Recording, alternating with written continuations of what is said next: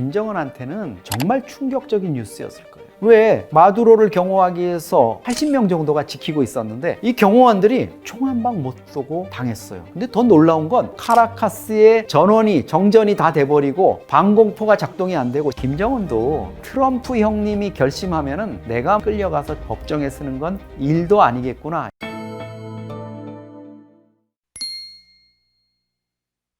김정은이 매일 아마 악몽을 꾸고 있을 겁니다. 미국 땅으로 끌려가는 모습들, 거기에서 마두로랑 같이 있는 모습들, 이런 거 아마 잠에서 깨다가 깜짝 놀라가지고 옆에 부인 이설주 또 주애가 제대로 자고 있는지 확인을 할 겁니다. 사실 김정은한테는 정말 충격적인 뉴스였을 거예요. 그냥 쳐들어온다 이 정도가 아니라 침실에서, 그것도 부인과 함께 전격적으로 체포 압송되는 이런 상황이었다. 그런데 방공망은 하나도 가동이 안 되고 그 많던 경호원들이 다 몰살을 당하는 이런 상황이 맞았는데도 미군은 한 명도 다치지 않고 압송이 됐다. 그리고 미국 법정에까지 세워졌다. 이건 김정은이 정말 끔찍한 최악의 시나리오가 될 겁니다. 김정은 입장에서는 아마 평양의 방공망을 제일 먼저 좀 체크를 해봤을 것 같아요. 그리고 또 하나는 자기 측근들 중에 어떤 녀석들이 배신을 할 인물인가, 이걸 아마 다시 한번 좀 은밀하게 검열을 했을 것 같아요. 생각해 보세요. 마두로를 체포하기 위해서 미군 부대가 들어갔다. 우리가 사는 일반 가정집처럼 문 열고 들어가면 방 두세 개 있는 이런 집이 아니잖아요.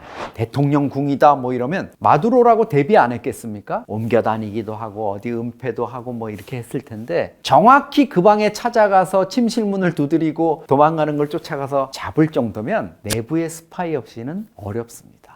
쉽게 말하면 김정은 침대를 갈아주는 아주머니, 화장실 청소하는 분, 또 밖에 경비 쓰는 경호원, 오늘은 어느 방에서 주무신답니다, 이런 거를 알 수 있는 수행비서나 이런 친구들, 그 중에 누군가가 포섭이 돼 있으니까 가능한 거죠. 미국이 그 정도 손을 안 뻗쳐 놓았을까? 저는 충분히 닿았을 거라고 생각합니다. 에이, 아무리 그래도 어떻게 그렇게까지, 그건 말이 안 돼요, 이렇게 생각하시는 분도 있을지 모르지만 2008년에 김정은의 아버지인 김정일 국방위원장이 스트로크가 와서 쓰러져서 식물인간 상태에 빠졌을 때가 있거든요. 그런데 그때 김정은의 동태에 정말 세계의 이목이 집중됐을 때, 당시 우리 청와대 대변인이 기자들한테 큰 실수를 했어요. 김정은의 건강 상태가 어떠냐 하고 물었더니 혼자서 양치질은 할 수 있는 상태다, 이렇게 얘기를 했습니다. 여러분 생각해 보세요. 김정은이 혼자서 양치질을 할 수 있는 상태라는 거를 얘기할 수 있을 정도면 그거는 누가 직접 봤거나 아니면 본 사람으로부터 보고를 받은 이런 상황일 수가 있죠. 아니면 그런 통화 내용이나 이런 거를 감청을 했거나,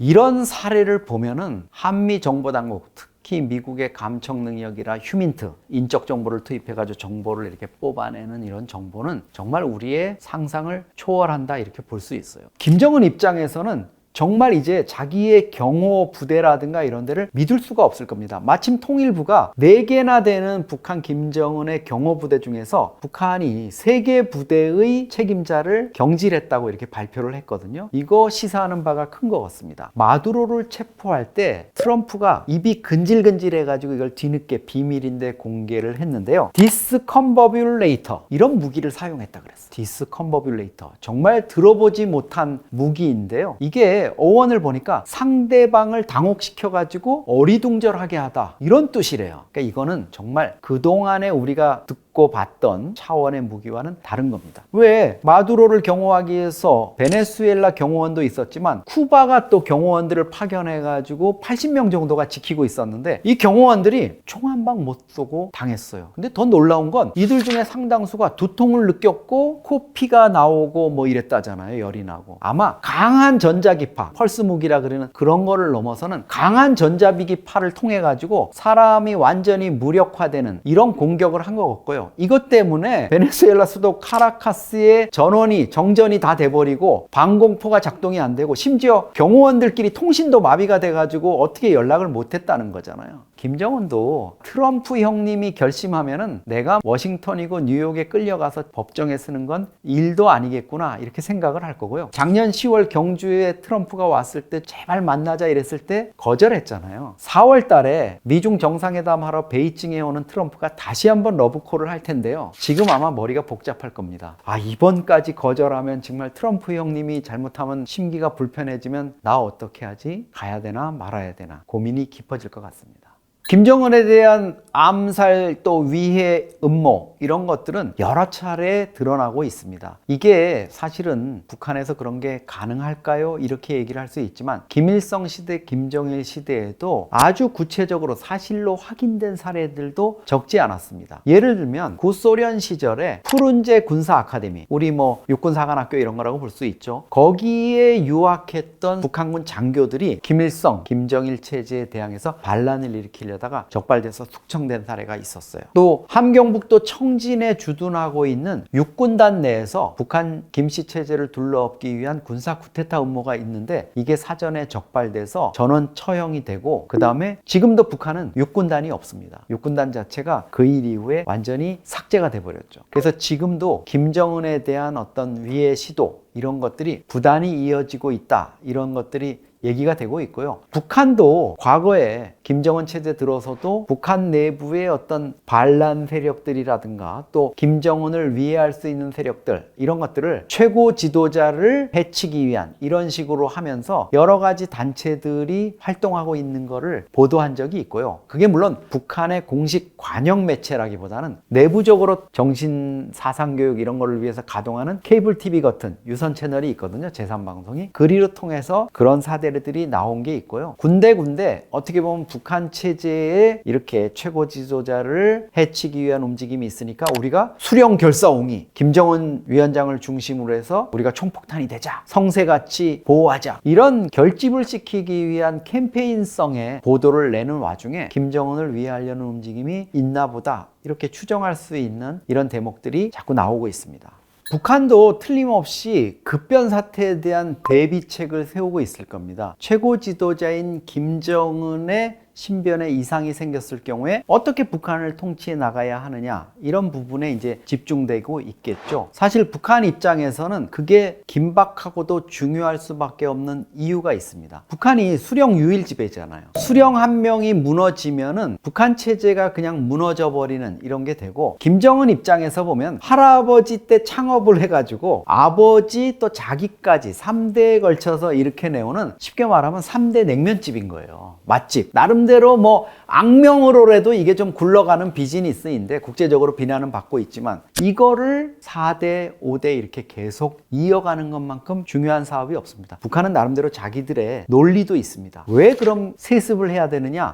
이게 미 제국주의, 일본 제국주의를 물리치고 결국은 자기들의 사회주의 국가 이상향을 건설하기 위한 이 혁명 과업이 워낙 간고하고 어렵고 긴 시간을 요하니까 대를 이어서 이걸 해나가야 된다는 이런 논리를 세워놓고 있거든요. 그러니까 김정은 입장에선 자기가 당장 위해가 생겨도 다른 사람, 특히 자기 혈통이 이거를 이어나갈 수 있는 이런 거를 만들어 놓는 게 급선무고요. 자기가 무너졌을 경우에 김주애가 어떻게 하면은 이 체제를 통치해 나갈 수 있도록 자기가 가장 중요하게 좋게 할 수 있는 건 김주애가 완전히 후계를 넘겨받을 수 있을 정도까지 자기가 버텨주는 거겠죠. 근데 그렇지 않을 경우에 A 플랜, B 플랜 다 세워 놓았을 겁니다.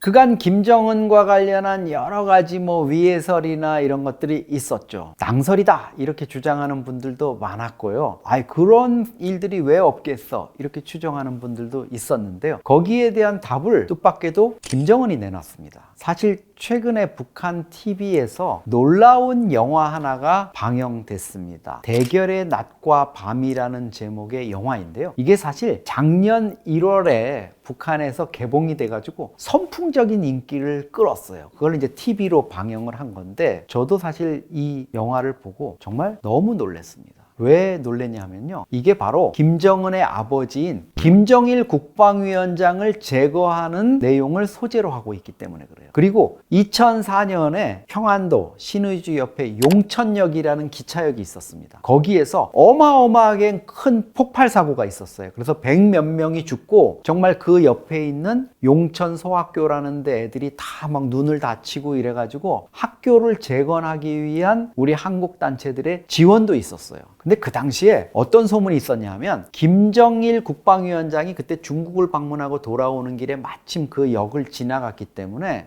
이게 김정일을 제거하기 위한 폭발이었다, 이런 음모론이 있었습니다. 그 폭발을 시키는 어떤 트리거 역할을 했던 게 핸드폰을 이용한 그런 장치로 폭발을 한 거다, 이래가지고 정말 그때 북한의 핸드폰이 보급되다가 중단이 됐거든요. 야, 이거 사실일까 아닐까 이랬는데, 이번 영화에 용천역이 등장합니다. 그리고 용천역이 물론 용암역이라는 이름으로 바뀌긴 했지만, 김정일 국방위원장이 열차로 지나가는 그 시점에 맞춰서 반 김정은 세력이 폭탄으로, 열차에 폭탄을 설치해가지고 제거하려는 이런 게 다뤄지고 있어요. 그리고 거기에 심지어 국방위원장을 제거해야 돼, 이런 식의 얘기가 나와서 아마 이거를 북한의 어떤 영화 감독이나 연출가 아니면 노동당 선전선동부에 누가 이런 소재로 한번 멋지게 영화 만들어 보겠습니다 이랬으면 지금 아마 정치범 수용소에 갔거나 이 세상 사람이 아닐 겁니다. 근데 이 영화를 기획하고 제작하는 거를 주도한 게 김정은이에요. 그렇다면 이거는 김정일 국방위원장을 제거하기 위한 음모가 있었고, 용천역 폭발 사고도 그런 맥락이었다는 것을 김정은이가 사실 확인을 시켜준 거예요. 이게 2022년, 그러니까 지금부터 4년 전에 하루낮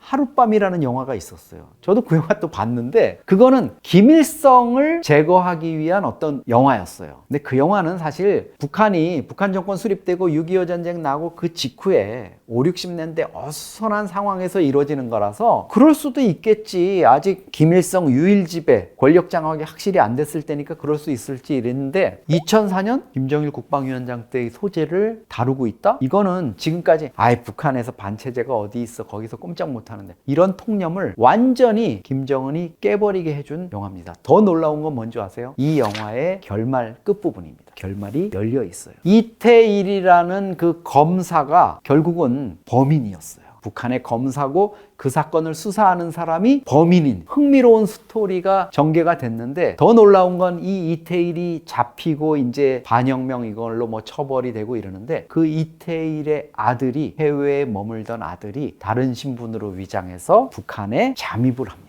그리고 지금 북한의 최고 지도자인 김정은이 김주애와 함께 참여하는 무슨 전승걸이라는 유타운 완공 테이프를 끊는 그 자리에 이태일이 살짝 와가지고 그 행사를 지켜보는 장면으로 끝이 나요. 이거는 뭡니까? 이제 다음 속편은 김정은 제거를 위한 어떤 음모, 이런 것들을 다루는 영화가 곧 나올 거라는 거죠. 이 영화 정말 무슨 헐리우드 액션 영화처럼 만들었어요. 열차에서 서로 쫓고 쫓기는, 또 뭐 타이머가 달린 이 폭탄 조끼를 입고 쫓고 쫓기는 이런 상황도 연출돼 있고, 차량으로 추적하다, 뭐 북한에서 차량으로 추적하고 이런 게 어디 있겠어요. 차량 추격신 나오고, 그래서 마치 헐리우드 영화 같은 이런 모습을 보여주고 있는데요. 이 영화가 보여주는 의미, 사실은 간단치 않다고 봅니다. 북한 스스로, 북한 체제에도 최고 지도자를 암살하거나 제거하기 위한 음모나 또 계획들, 이런 것들이 끊임없이 이루어지고 있다는 거, 이거를 주민들한테 이제 각성을 시키는 거죠. 과거에는 금기시됐던 소재를 이렇게까지 꺼내면서까지 약간 자해공갈 비슷하게 이런 식으로까지 하면서 자극적으로 한다는 거, 김정은 입장에서는 뭔가 이전보다 조금 더 자기의 신변 안전이라든가 체제 유지 이런 게 다급해진 게 아니냐, 이런 생각도 듭니다.